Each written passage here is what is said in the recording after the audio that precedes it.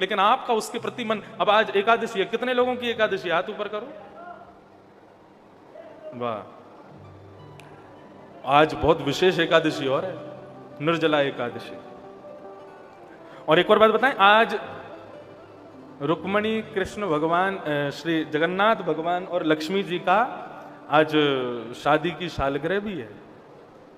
और परसों जिस दिन ज्येष्ठाभिषेक है यहाँ पर, उस दिन जगन्नाथ भगवान का जन्मदिन है, श्री जगन्नाथ जी का प्रादुर्भाव हुआ है। उस दिन जगन्नाथ जी कितने सारे कलशों से नहाएंगे, फिर उनको बुखार चढ़ जाता है, कितने दिन तक पीड़ा में रहते हैं, फिर उसके बाद रथ यात्रा होती है। तो ये सब मंगल दिवस हैं। तो देखो, एकादशी जो लोग रखते हैं उनको एक बात बताऊं, एकादशी रखते हैं, अन्न नहीं खाते, लेकिन यदि कोई अन्न खा रहा है, आपके सामने बैठ के कोई रोटी खा रहा है, कोई पनीर की सब्जी खा रहा है, और आपकी एकादशी, और उसके थाली को देख करके यदि आपके मन में आ जाए, भगवान कब द्वादशी आवे मैं भी खाऊं, कब मेरी एकादशी पूरी हो मैं भी खाऊं, तो आपको एक बात स्पष्ट कर दूं, आपका व्रत उसी समय टूट जाएगा जैसे ही आपने मन से उस वस्तु के प्रति अपनी इच्छा प्रकट कर दी।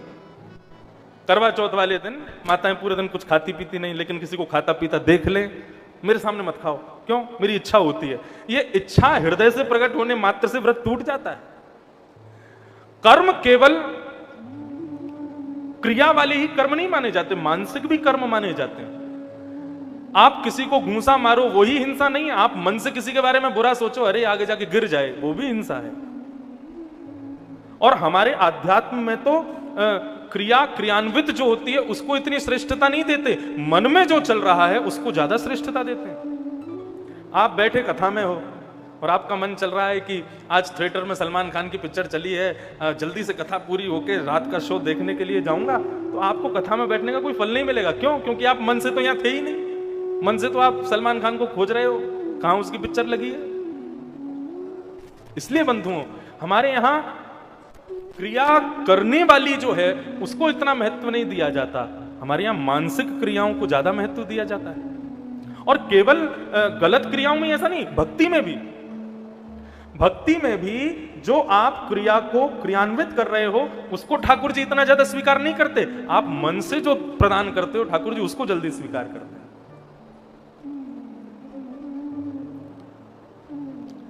श्रीमद् वल्लभाचार्य जी के एक शिष्य गए उनके पास और जाकर के कहने लगे, हे भगवान, मुझे आज्ञा करके ऐसा कुछ बताओ कि मैं ज्यादा धनवान नहीं हूं, ठाकुर जी की सेवा उत्तम से उत्तम कर सकूं, उसका कोई उपाय नहीं है क्या? क्या ठाकुर जी की सेवा केवल धनवान लोग कर सकते हैं? केवल वही कर सकते हैं जिन पर बहुत धन संपत्ति है, जिनके पास कुछ नहीं है उनके लिए कोई उपाय नहीं है? तो वल्लभाचार्य प्रभु ने कहा कि हाँ, उनके लिए उपाय है। बोले क्या? बोले मानसिक भक्ति करो। बोले मानसिक भक्ति कैसी होती है? बोले मानसिक भक्ति में केवल ठाकुर जी को सामने ऐसा एज्यूम कर लो, सामने सिंहासन पर ठाकुर जी बैठे हैं। हम मानवों की एज्यूमिंग पावर बहुत अच्छी होती है, हम 2 मिनट में सोच लेते हैं। हाँ, इंदौर में मेरा बंगला बन जाएगा, सुंदर सी लड़की से शादी कर लूंगा, बढ़िया दहेज में गाड़ी मिल जाएगी, 2-4 मेरे बच्चे हो जाएंगे, बढ़िया व्यापार करूंगा। हम कितनी जल्दी एज्यूम करते हैं, जिसको कहते हैं सोच के पहाड़, ख्वाबों के पहाड़ बहुत जल्दी बनाते हैं हम। यदि यही ख्वाबों के पहाड़ संसार की जगह भगवत भक्ति में बना लिए जाए ना, तो एक दिन उस पहाड़ पर स्वयं को ठाकुर जी के बगल में देखोगे। इसलिए आज से ये जो ख्वाब आते हैं ना हृदय में, ये ठाकुर जी की भक्ति के प्रकट करो। श्रीमद् वल्लभाचार्य जी ने उस बालक को बताया कि बेटा तुम मानसिक भक्ति किया करो। बोला ठीक है। दूसरे दिन पहुंच गया अपने घर पर, छोटी सी कुटिया में रहता था, ज्यादा धनवान तो था नहीं। एक आसन बिछाया, आसन पर खुद बैठ गया और आंख बंद करके मन में विचार करने लगा, आहा कितनी सुंदर छवि। सामने सोने के सिंहासन पर त्रिभंग लली ठाकुर जी अपने अधरों पर वेणु धारण करके मेरे सामने खड़े, कितना मधुर स्वरूप है ठाकुर जी। आओ ठाकुर जी को अपने अपने हस्त कमलों से सुंदर स्नान कराऊं। तुरंत मन में विचार करने लगा। मैंने ठाकुर जी को उठाया, एक पात्र में बिठाया, ऊपर से ठाकुर जी का अभिषेक किया, जल से किया, शहद से किया, घी से किया, पंचामृत से किया, दूध से किया, सबसे कर रहा है, मन ही मन सोच रहा है। ठाकुर जी के सुंदर अंग को पहुंच करके मैंने सुंदर श्रृंगार करके ठाकुर जी को बिठा दिया। अब ठाकुर जी का भोग लगाया जाए। किसका भोग लगाऊं? बोले गिरी गाय के दूध का भोग लगाऊंगा। अरे देखो कैसी बढ़िया सुंदर गिरी गाय खड़ी है, सुंदर नवीन दूध ताजा ताजा निकला है, फेंट करके ठाकुर जी के सामने पधरा दिया। फीका दूध है, थोड़ी चीनी डाल दूं, 1 चम्मच चीनी डाल दी, 2 चम्मच चीनी डाल दी, 3 चम्मच चीनी, अरे चीनी तो बहुत ज्यादा हो गई, चलो इसको निकाल लेता हूं। जैसे ही तीसरी चम्मच निकालने लगा, असली में ठाकुर जी प्रकट हो गए, उसका हाथ पकड़ लिया। जैसे ही हाथ पर स्पर्श अनुभव हुआ, तुरंत उसके आंख खुली तो सामने सांवरे सलोने ठाकुर जी उसके बैठे हुए हैं। ठाकुर जी बोले, क्यों रे भले आदमी, क्या कर रहा है? बोले, चीनी ज्यादा पड़ गई दूध में, उसको निकाल रहा हूं। बोले, कहां है दूध? बोले, यहां नहीं है, मन में था। तो बोले, तेरी सच की चीनी लग रही है जो तू उसमें से निकाल रहा है, ऐसा क्यों कर रहा है? बोले, प्रभु भाव से जब आप प्रकट हो सकते हो, भाव से जब आपका पूरा श्रृंगार हो सकता है, यदि मैं उस भाव में भी ये भाव नहीं रखूंगा कि वो सच की चीनी नहीं है, तो फिर वो भाव कैसे होगा? भगवान ने उसको हृदय से लगा लिया। बोले, मैं तुम्हारी भक्ति से बहुत प्रसन्न हूं। इसे कहते हैं मानसिक भक्ति। तो जैसे मानसिक पाप होते हैं, वैसे मानसिक भक्ति भी होती है। श्रेष्ठता मन से करने वाली वस्तु की है। वैराग्य शारीरिक होना जरूरी नहीं है, मानसिक वैराग्य हो। आप कहोगे कि वैराग्य भी हम नहीं कर सकते, तो फिर चौथा क्या है? भागव, और अंतिम है त, त्याग करो। किसका त्याग करें? बुरी आदतों का त्याग करो, बुरे लोगों का त्याग। कई आजकल देखो कथाओं में ज्यादा यंगस्टर्स तो आते नहीं कथा में। कब आएंगे? ये लोग भी आएंगे, इनका समय आएगा। कब आएगा? जब संसार के भोगों से ये भी बुरी तरह से तर हो जाएंगे, उसके बाद यही लोग आने वाले हैं कथा में। अभी नहीं आएंगे। जब सब कुछ भोग लेंगे, सब जगह देख लेंगे कि संसार में कोई सार नहीं है, तब इनको घूम फिर के कथा में ही आना है। लेकिन मैं आजकल के युवाओं से कहता हूं, आप सत्संग में नहीं आ सकते, सत्संग समझ में नहीं आता, सत्संग में रुचि नहीं बनती, कोई प्रॉब्लम नहीं, नो प्रॉब्लम, मत आओ। लेकिन इस व्यासपीठ की एक बात मान लो, सत्संग यदि तुम नहीं कर सकते तो कुसंग भी मत करो। क्योंकि सत्संग की परिभाषा में एक जगह ऐसा भी वर्णन है कि कुसंगता का त्याग कर देना भी सत्संग है।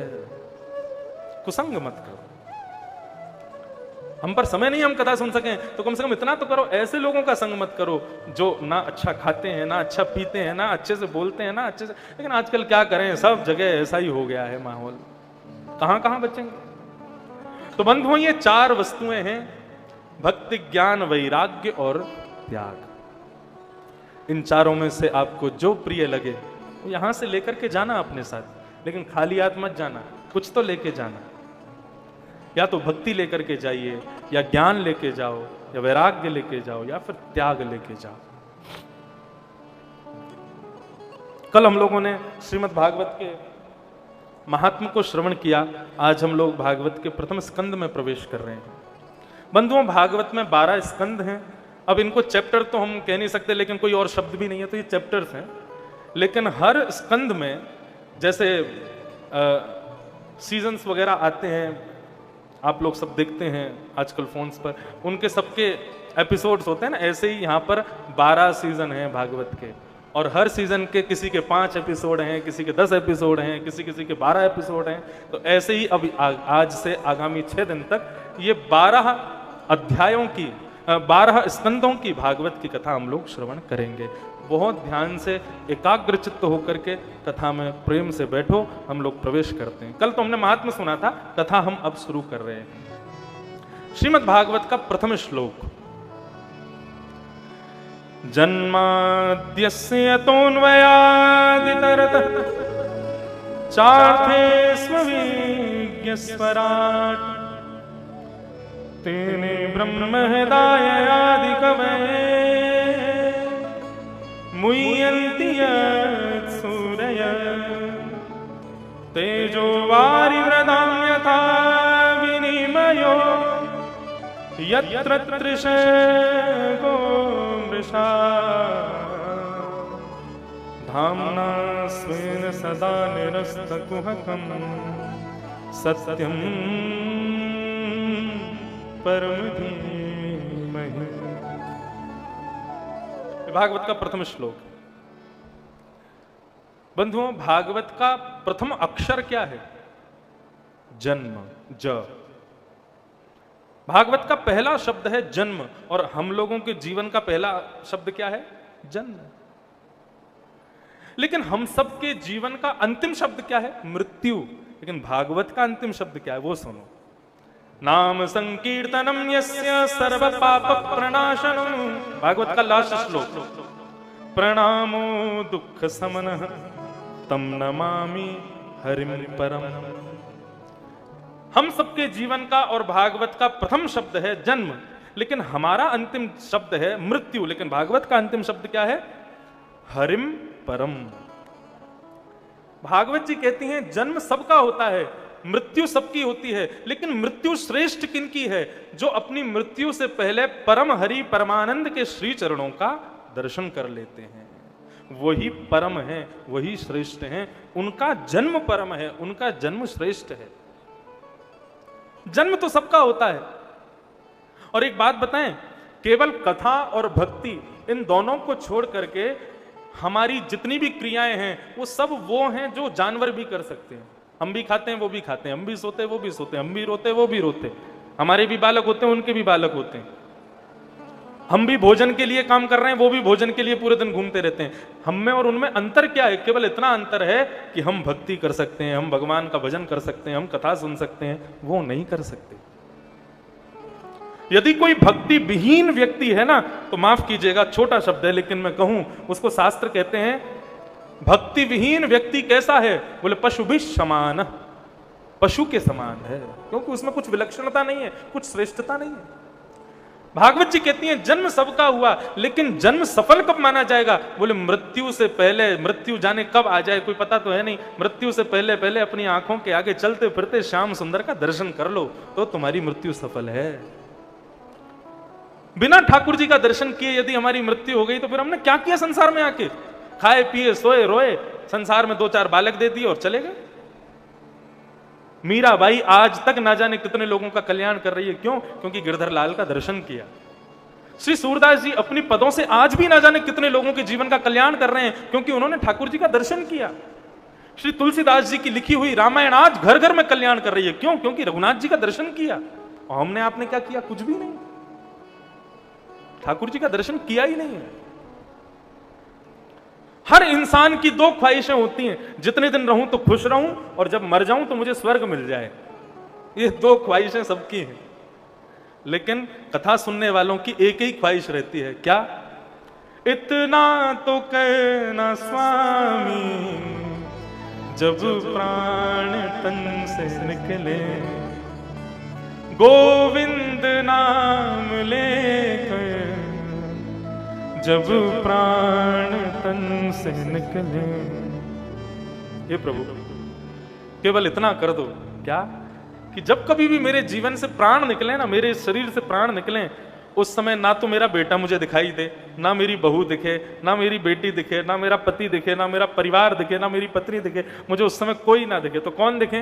पीतांबरी कसी हो, मुखड़े पे एक हंसी हो, छवि मन में ये बसी हो, जब प्राण तन से निकले। केवल हे श्याम सुंदर आप मेरे सामने खड़े हो जाना, आपके मधुर मुस्कनियां देखते देखते देखते अपने प्राणों का त्याग कर दूंगा और मुझे संसार से कुछ नहीं चाहिए। ये एक भक्त की आकांक्षा है। मुक्ति और भक्ति दोनों में अंतर कितना है?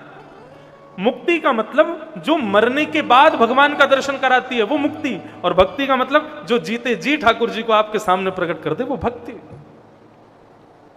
हमारे वृंदावन में कहते हैं मुक्ति नौन सी खारी लागे। मुक्ति कैसी लगती है? बोले नमक जैसी लगती है, खारी खारी। हमें तो भक्ति प्रिय है। वाह! अष्टछाप के सखा गाते हैं, कहा करूं वैकुंठ ही जाए, कहा करूं वैकुंठ ही जाए, कहा करूं वैकुंठ ही जाए, कहा करूं वैकुंठ ही जाए, कहा करूं वैकुंठ ही जाए, कहा करूं वैकुंठ ही जाए। जहां नहीं नंद, जहां नहीं यशोदा, जहां नहीं नंद, जहां नहीं यशोदा, जहाँ नहीं नंद जहाँ नहीं यशोदा, जहाँ नहीं नंद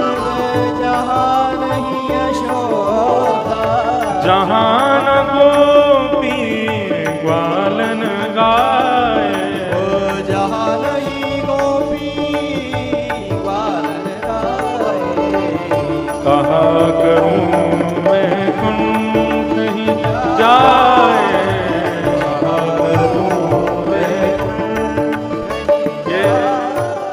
ये पद हमारे ब्रजवासी ब्रज के लोग गाते हैं। ब्रज के लोग कहते हैं कि क्या करेंगे हम वैकुंठ जाके, क्या करेंगे स्वर्ग जाके। एक वाक्य कहते हैं, ध्यान से सुनना। श्री राधा रानी के पग पग पे प्रयाग जहां, हम ब्रजवासी अपना परिचय कैसे देते हैं?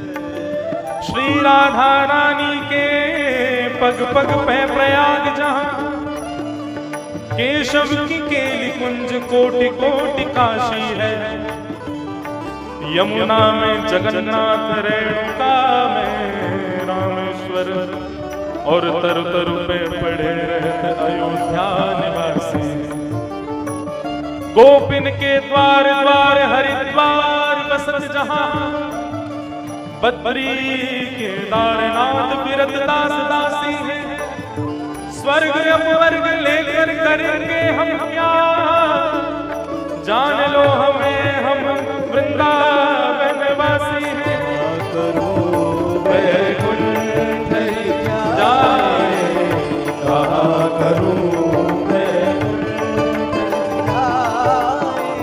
जहाँ नहीं जल यमुना को निर्मल, जहाँ नहीं यमुना को निर्मल, जहाँ नहीं जल यमुना को निर्मल, जहाँ नहीं जल यमुना को निर्मल, और नहीं कदम्ब की छाए, और नहीं कदम की छाए, कहा करूँ मैं कुंठ ही जाए, कहा करूँ वैकुंठ ही जाए, कहा करूँ मैं कुंठ ही जाए, कहा करूँ वैकुंठ ही जाए, कहा करूँ मैं, कहा करूँ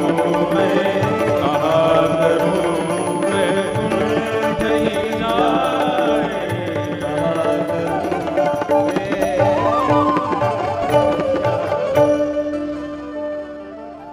कहा करूं वैकुंठ ही जाए। तो कहने का अभिप्राय, भागवत का प्रथम शब्द है जन्म और भागवत का अंतिम शब्द है हरिम परम। जन्म लेने वाले व्यक्ति को भागवत जी संकेत करती हैं कि भैया मृत्यु तुम्हारा अंतिम शब्द नहीं होना चाहिए, तुम्हारा अंतिम शब्द होना चाहिए श्री कृष्ण के चरणारविंद। जिस दिन वो प्राप्त हो जाएं उसके बाद समझना अब चाहे कुछ हो जाए, अब मुझे कोई परवाह नहीं। सूरदास जी की आंखें नहीं थी। एक दिन ठाकुर जी प्रकट हो गए और प्रकट होकर के सूरदास जी की आंखों पे ऐसे हाथ फेर दिया। सूरदास जी बोले कौन आया भैया? ठाकुर जी बोले मैं आया हूं जिसका दिन रात तुम गुणगान करते हो। सूरदास जी को दिखता तो था नहीं, तो ठाकुर जी को छूने लगे। अरे आपके कोमल चरण, आपके कोमल हाथ। ठाकुर जी बोले छुओ मत, आंख खोल के देखो। सूरदास जी बोले मुझे दिखता तो है नहीं। भगवान बोले क्यों नहीं दिखता, आंख खोलो तो सही।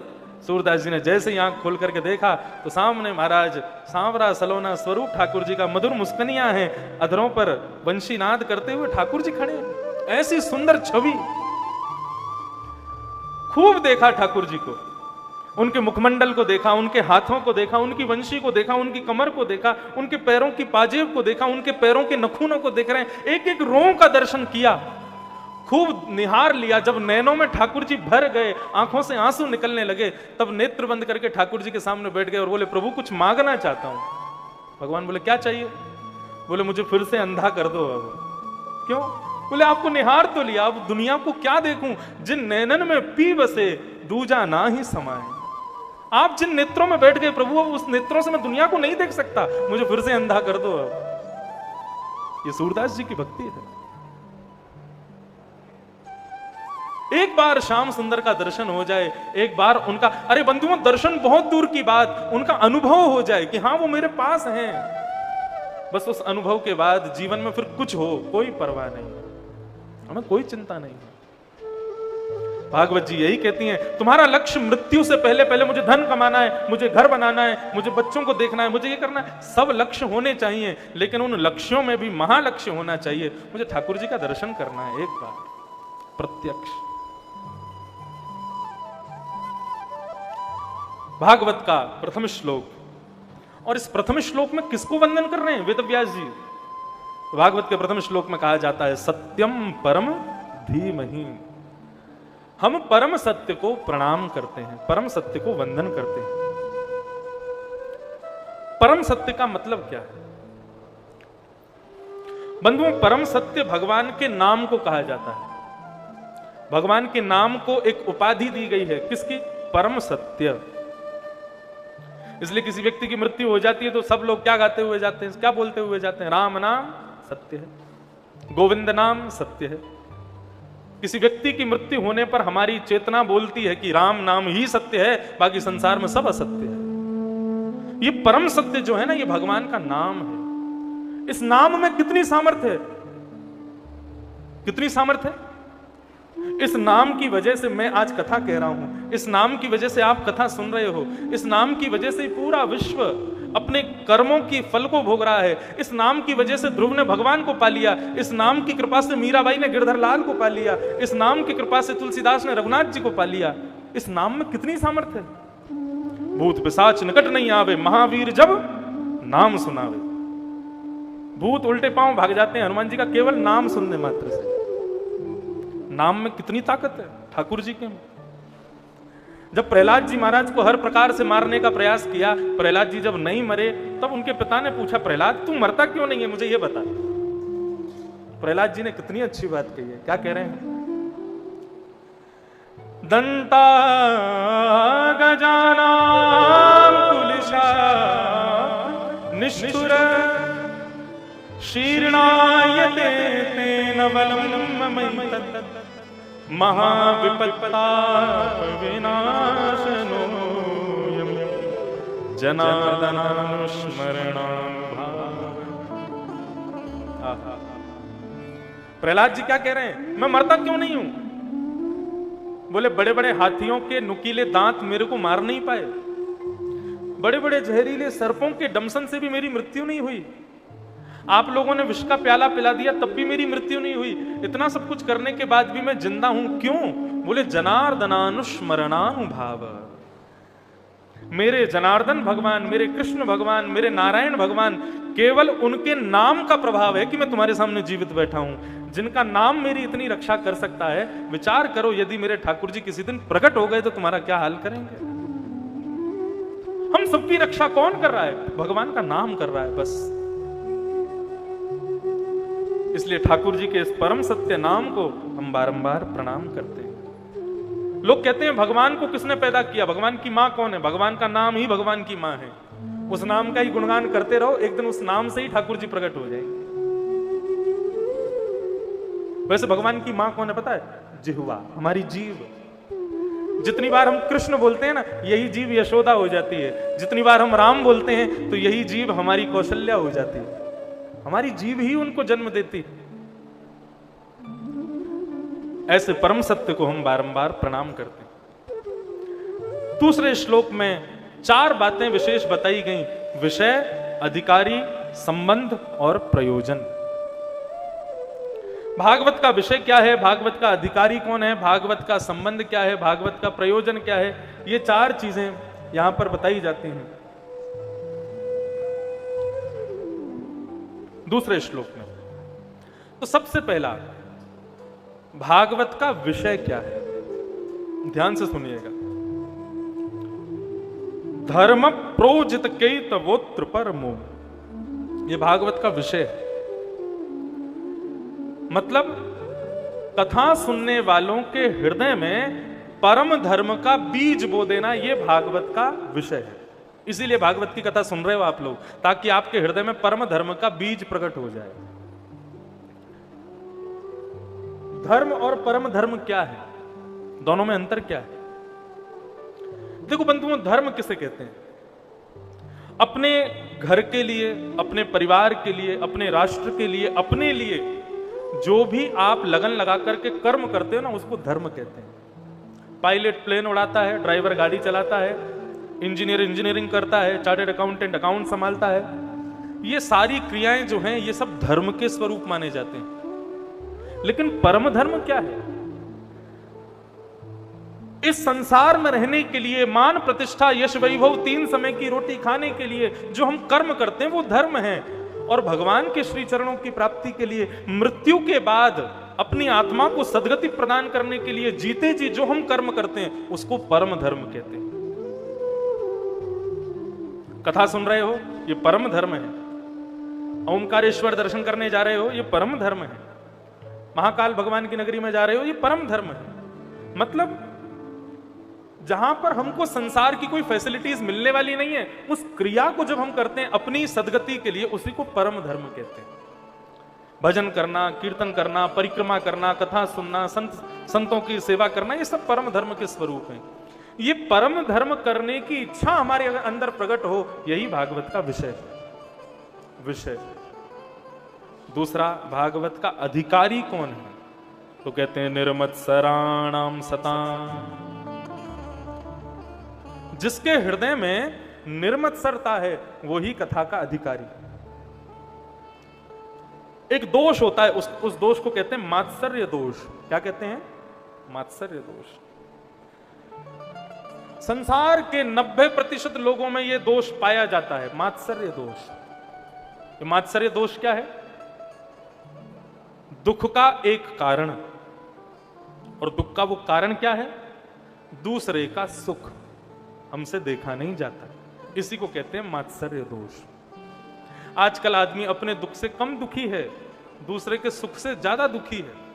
वो इतना सुखी क्यों है, वो इतना क्यों कमा रहा है, वो इतना सुंदर क्यों है, वो इतना बढ़िया क्यों है, उसके पास इतना सब कुछ क्यों है। हम इसी बात से दुखी हैं, इसी बात से टेंशन में, इसी बात से डिप्रेशन में।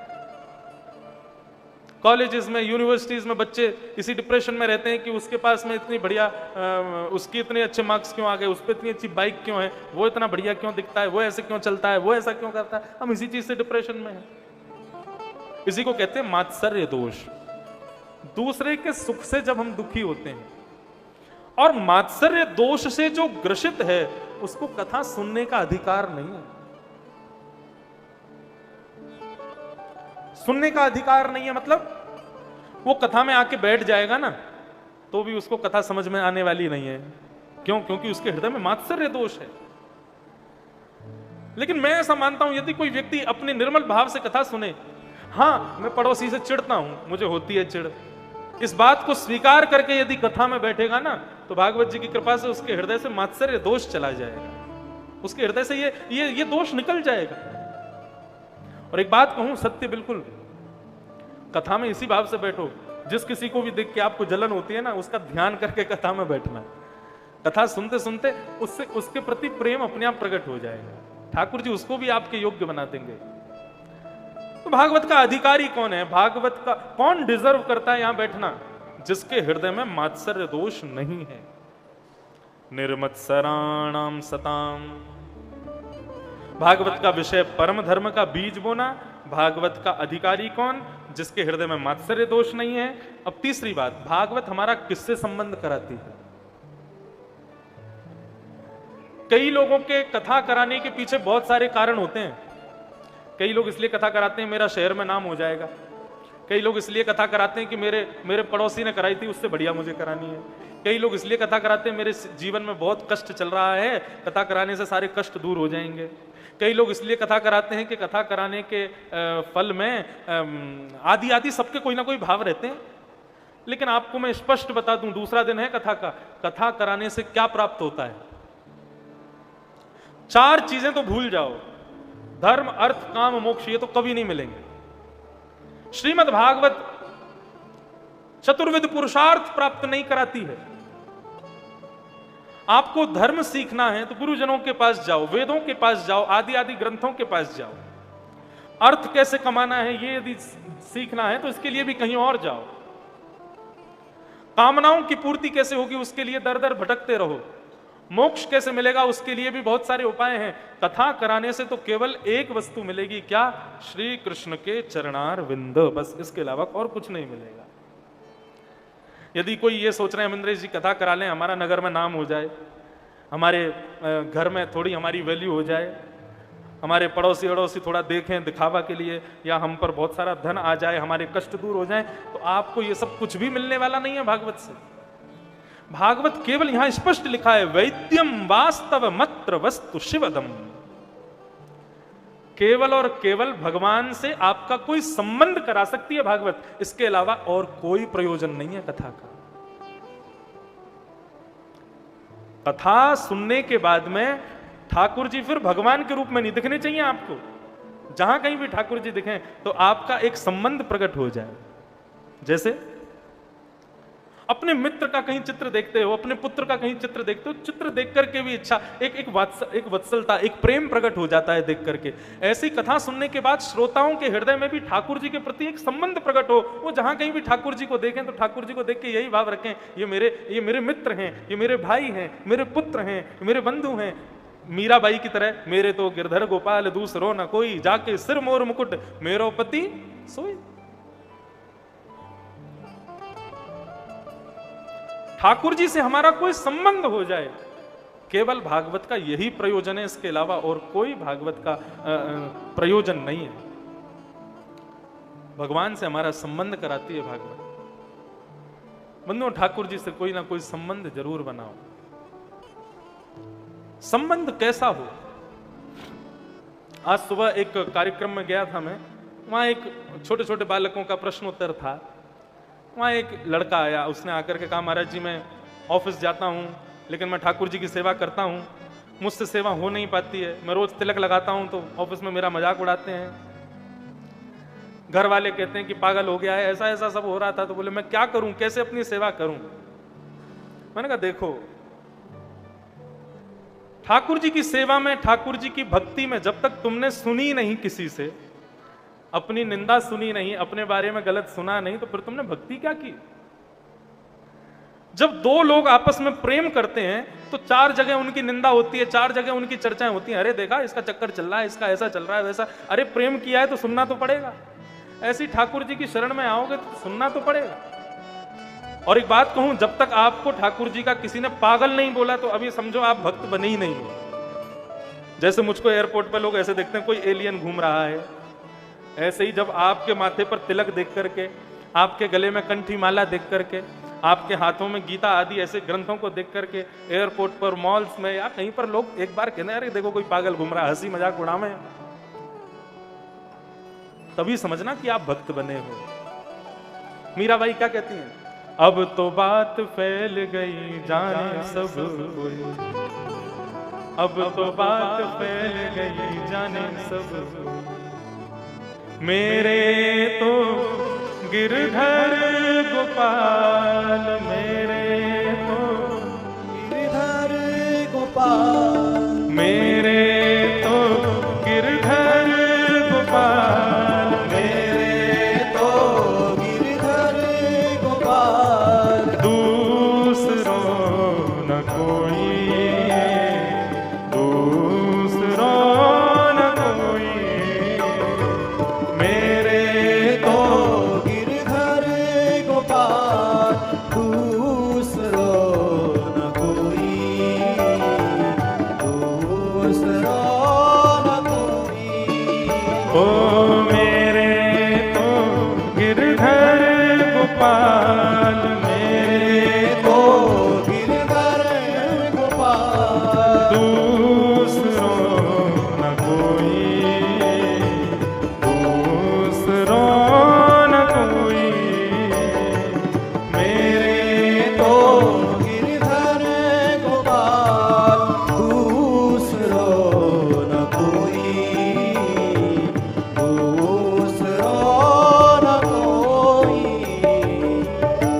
ये मीराबाई को जाके कहते हैं अरे तेरी पता है जगह जगह निंदा हो रही है, तेरे लोग मजाक उड़ाते हैं, तेरे बारे में गलत गलत बोलते हैं। मीराबाई बोलती हैं अब तो बात फैल गई जाने सब कोई, अब मैं क्या करूं? सारे नगर में फैल गई है, पूरे देश दुनिया में फैल गई, अब तो कुछ हो ही नहीं सकता ना।